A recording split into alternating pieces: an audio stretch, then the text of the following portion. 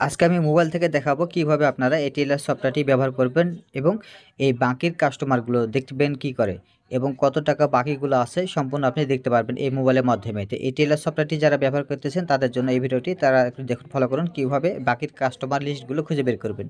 তো প্রথমে আপনারা এই যে উপরে যে থ্রি ডট লাইন আছে এখানে ক্লিক দিবেন।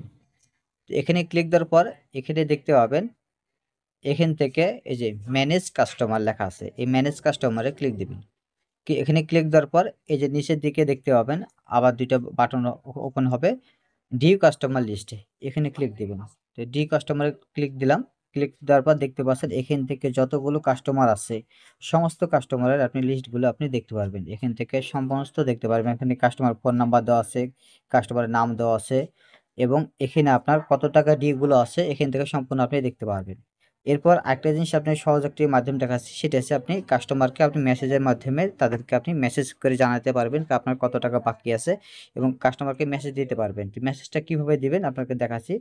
তো এখান থেকে আমি একটু জুম করে দেখাই তাহলে আপনাদের বুঝতে সুবিধা হবে।